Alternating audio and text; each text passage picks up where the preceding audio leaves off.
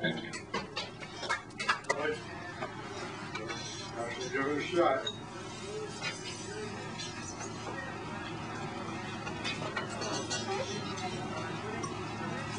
For the better part of my writing career, which is by far and away the better part of my existence, I've been working on various environmental problems.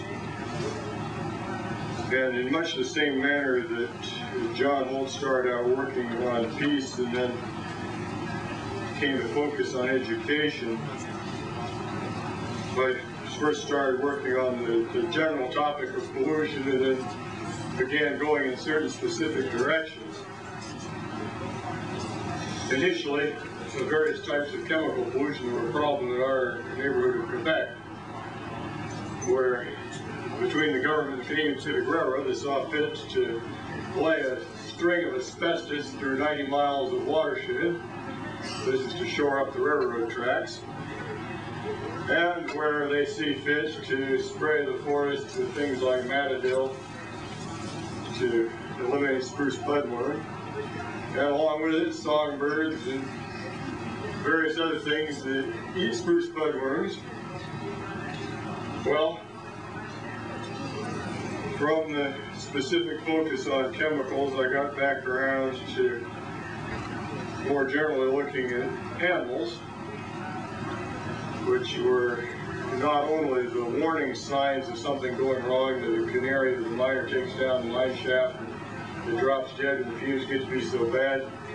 It's not just the canaries. You look out on the lake and you see, on Lake Erie for instance, the alewives floating on the surface of the water. You go down the Yamaska River down in my backyard, you find the crayfish coming out of the water to try to breathe the air on top of the rocks because they can't get enough oxygen in the water. Well, I tried putting together from time to time a poem. One of them came together on Cape Cod on May 14, 1980, where I was out looking at the shells on the beach with Lorna de Cervantes, who is also a poet whose ability to read I can't match. Picking shells, she finds it.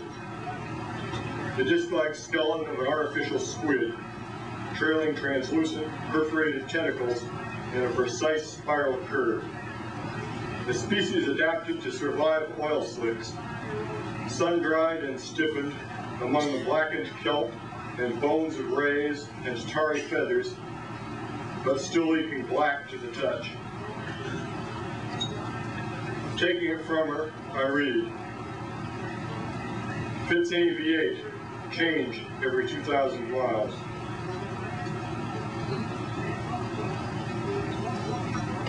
We found some cuttlefish. The cuttlefish, unlike clams, are not introverts.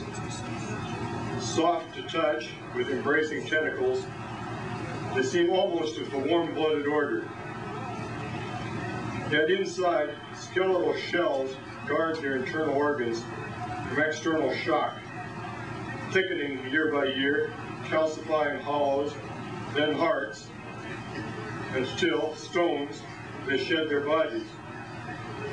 Washed ashore, or bred for the purpose, craftsmen collect cuttlefish. They split and carved remnants, making excellent molds for gold and silver. Wedding bands especially cast well from cuttlefish.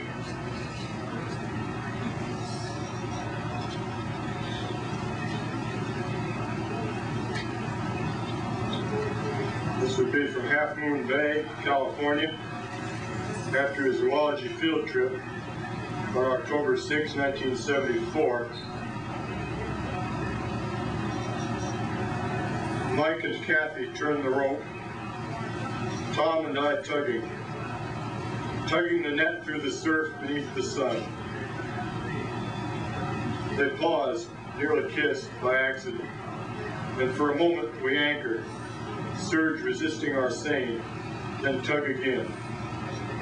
Anchovies flip, caught by gills in netting, smothered in kelp, or dragged in the sand.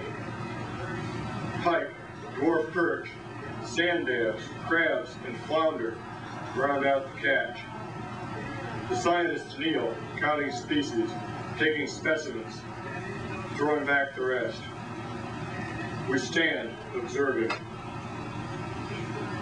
Mike touches Kathy's hair. They brush his.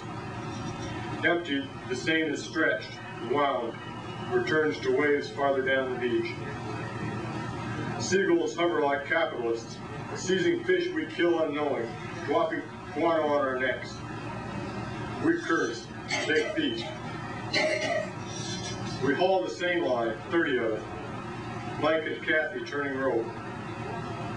Tom grins, nods their way. We anchor, resume tugging. We've devastated the anchovies. 1,000 flock, 4 deep, dead and dying. A school, few specimens, no time to count. We scoop with both hands, hurling back, grim. Seagulls hover like capitalists. We may save a third. Later, with a beer, I watch Mike and Kathy. Tom walks to the water, looking out. Science serves industry in the name of ecology. The one fish I threw licked a seagull's wing before another ate it.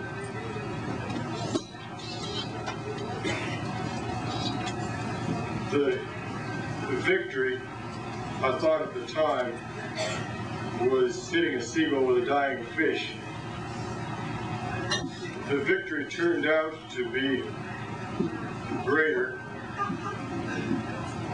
and so did the loss. The victory was the findings that we managed to make on that zoology field trip proved to be instrumental in stopping the construction of a nuclear reactor. And basically, we proved that Half Moon Bay was a sanctuary for the anchovies. Previously, it was believed it was only one of many feeding grounds. It wasn't believed to be a place where they had a large breeding population. But the loss was that in discovering the importance of Half Moon Bay to anchovies, we wiped out several generations of anchovies. So, Henry, did you come across any anchovies? Well, they're probably the same thing, but you pronounce them a different way. Oh, really? Is that what anchovies are? Anchovies? Well, you guys here, you're from the East Coast. I'm from the West Coast. That's right. Right. Salty on both coasts. Okay.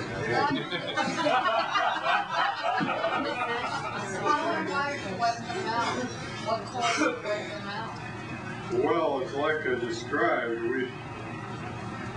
To catch a specimen, or to catch a cross-section of what lives in the water, we would go out into the Half Moon Bay, we would wade in, and we'd have one crew, which I was on the beach, and another crew in the boat. And we would distribute the net across a grid square of the water, which we previously sectored off with buoys. And then we just bring up in the net whatever was there to just below the surface of the water and try to count what was there.